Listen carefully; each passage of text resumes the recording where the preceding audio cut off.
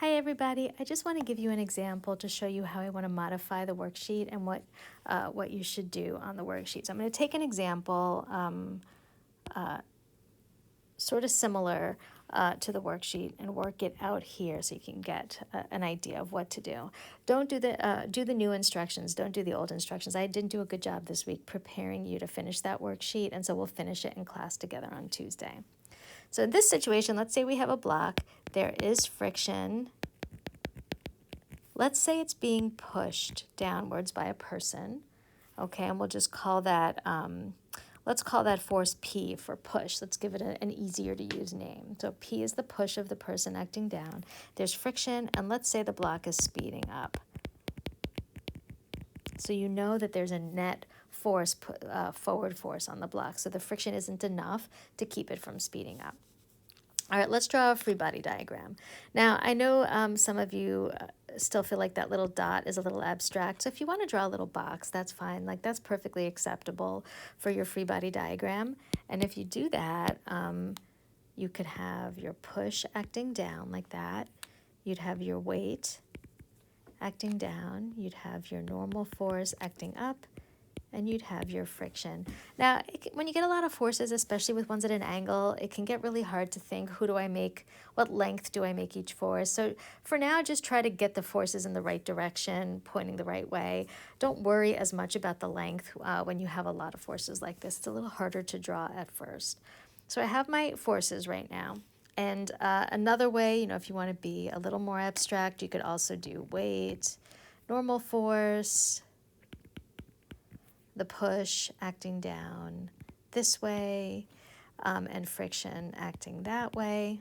Another way you could do it, if you prefer, is weight acting down, normal force acting up. You can draw the push acting down that way, and you can draw friction acting that way.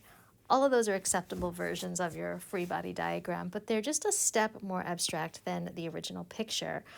This helps you really isolate the object and not worry about other things going on in the diagram. All right, so that's what I want you to do in column 2. I want you to draw a free body diagram, except I want you to do one more thing. When there's a force at an angle, I want you to break the force up into components. Let me just remind you about that here. Let's say I have a force, a push that's down at an angle. That force really is made up of a force that's that way and a force that's that way.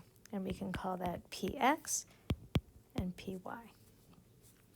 Now, if I knew the angle, let's say I was told in the problem that this angle was theta, I can go a step further and write Px as P cosine theta and Py as P sine theta. And so the final thing that I want you to do on your free body diagram is break the forces, if they're at angles, into components. So in this case, we would have Fn, we would have W.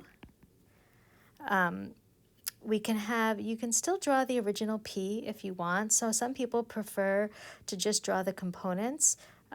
So in this case, I would write Px equals P cosine theta.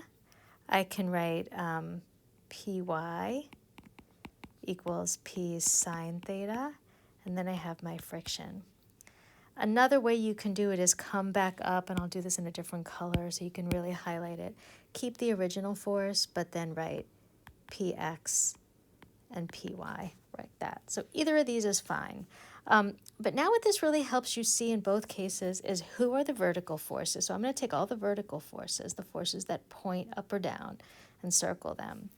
And then we have forces that are in the horizontal direction. And once you do this, it's a lot easier to see how the forces are related.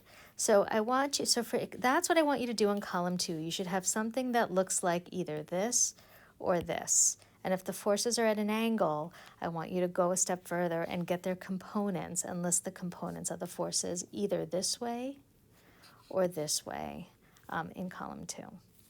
Then the last thing I want you to do is decide what the balance of forces are. And I want you to think about F equals ma, or not F equals, I want you to think about net force as a vector relationship. Just like we saw in the last section, you can have something accelerating horizontally, you can have something accelerating vertically, something might be not accelerating in the x direction, but it's accelerating in the y direction, or like in this case, you could have something that is accelerating in the x direction, but not in the y direction. So in column 3, all I want you to do is, like in the slideshow, I want you to say whether the net force in each direction is 0 or not.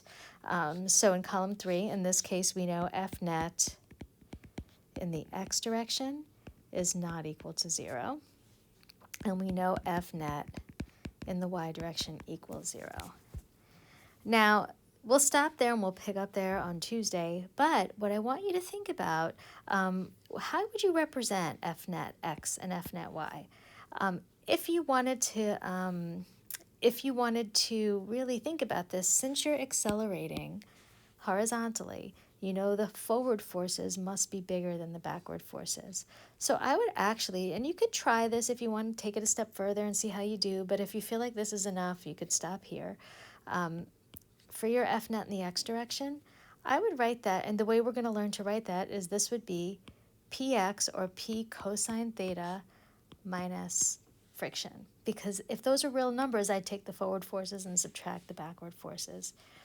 For F net in the y direction, I would do the upwards forces minus the downwards forces. Now I know the upwards forces equal the downward forces, but in this case I would do Fn minus weight minus Py, or P sine theta.